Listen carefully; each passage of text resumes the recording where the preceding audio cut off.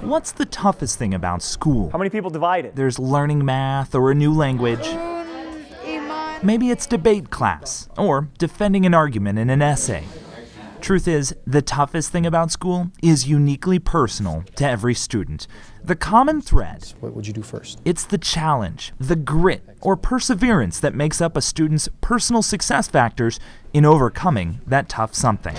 Just like what you would see in sports. How can we get education to be closer to what Olympic training looks like? Angela Duckworth is a psychologist focusing on grit and those personal success factors to a student's achievement in school and in life. She says it's about training the things all of us naturally run away from, our weaknesses. I think kids need us to build a culture that embraces mistake-making, risks, screwing up, getting back in again after a bad day. In other words, it's developing the whole child, arming a student with everything they need to not give up in the face of adversity.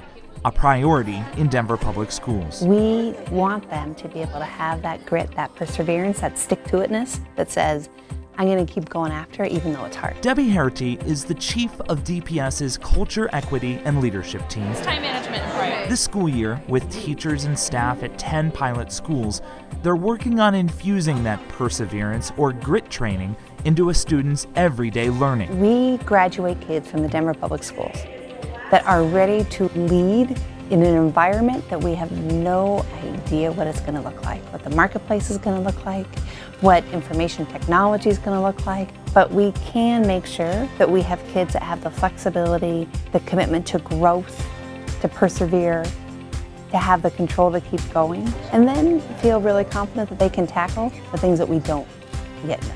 On this day, What is a wish? A wish or a goal you've had for a long while, but not yet achieved. Kind of break it down, do a little each day. it's tackling something we can all identify with, the mental blocks preventing us from achieving our goals. Some of the same obstacles our students face every day. But I think there's a real power to the word yet.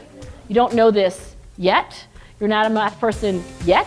You can't do long division yet. This pilot, developing a student's personal success factors, aims to help students get past the yet and head toward mastery of their biggest challenges. If we can have kids going home telling parents stories about what they worked hard on that day, a mistake they made, and then what strategy they used to get better at, I think it's a beautiful thing for dinner table conversations across the city. For DPS Features, I'm Ben McKee.